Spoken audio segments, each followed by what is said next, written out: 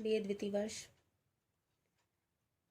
राजनीति विज्ञान के विद्यार्थियों, आज आपको बहुत ही महत्वपूर्ण विषय केंद्र राज्य संबंध और इसमें भी केंद्र राज्य वित्तीय संबंधों के बारे में बताने जा रही हूँ। संघात्मक शासन व्यवस्था में केंद्र तथा राज्यों की सरकारों के बीच केवल विधायी और प्रशासनिक शक्तियों का एक विभाजन नहीं होता है, अपितु वित्तीय स्रोतों का भी बंटवारा होता है। वित्तीय स्रोतों के विभाजन को लेकर राज्यों के बीच मतभेद और तनाव उत्पन्न हो जाना स्वाभाविक है। ये समस्या उतनी ही पुरानी है जितनी कि संघात्मक शासन प्रणाली और यह विश्व के अधिकांश संघ व्यवस्थाओं को संकटग्रस्त करती रही है।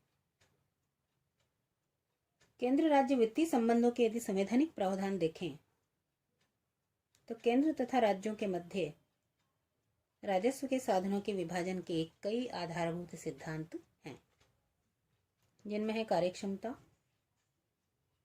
पर्याप्तता तथा उपयुक्तता।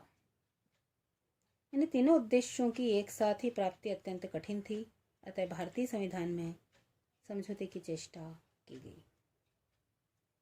संविधान द्वारा केंद्र तथा राज्यों के मध्य वित्तीय संबंधों का इस प्रकार से निरूपण किया जाता है जिसमें सर्वप्रथम है कर निर्धारण, शक्ति का वितरण और करों से प्राप्त आय का विभाजन। भारतीय संविधान में वित्तीय प्रावधानों की दो विशेषताएं हैं। प्रथम, संघ तथा राज्यों के मध्य कर निर्धारण की शक्ति का पूर्ण विभाजन कर दिया गया है और द्वितीय, करों से प्राप्त आय का बंटवारा होता है। दूसरा बिंदु है सहायता अनुदान तथा अन्य सार्वजनिक उद्देश्य के लिए दिया जाने वाला अनुदान। संविधान के अंतर्गत केंद्र द्वारा राज्यों को 4 तरह के सहायक अनुदान प्रदान करने की व्यवस्था की गई है। तीसरा, ऋण लेने संबंधी उपबंध। संविधान केंद्र को अधिकार प्रदान करता है कि वह अपनी संचित निधि की साख पर देशवासियों और विदेशी सरकारों से ऋण ले सके। चौथा, करों की विमुक्ति। राज्यों द्वारा संघ की संपत्ति पर कोई कर तब तक नहीं लगाया जा सकता जब तक संसद विधि द्वारा कोई प्रावधान नहीं कर दे।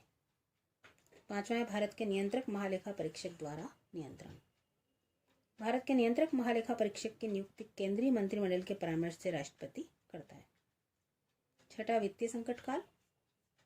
वित्तीय संकट कालीन घोषणा की स्थिति में राज्यों की आय सीमा राज्य सूची में चर्चित करों तक की सीमित रहती है। वित्तीय संकट के प्रवर्तन काल में राष्ट्रपति को संविधान के उन सभी प्रावधानों को स्थगित करने का अधिकार है जो सहायता अनुदान अथवा संघ के करों की आय में भाग बटाने से संबंधित हो।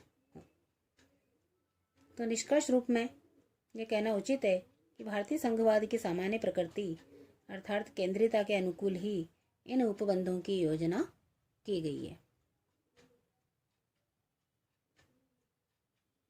केंद्रीय सरकार राज्य सरकारों की अपेक्षा वित्तीय क्षेत्र में अधिक प्रभावशाली है। Professor M.V. पायली के शब्दों में, वर्तमान स्थिति में राज्यों के पास सीमित साधन हैं और अपने अधिकांश विकास योजनाओं के लिए उन्हें केंद्र की सहायता की आवश्यकता रहती है। इसीलिए उन्हें केंद्र का नेतृत्व स्वीकार करना पड़ता है। कभी कभी केंद्र के आदेशों के आगे झुकना भी पड़ता है। धन्यवाद।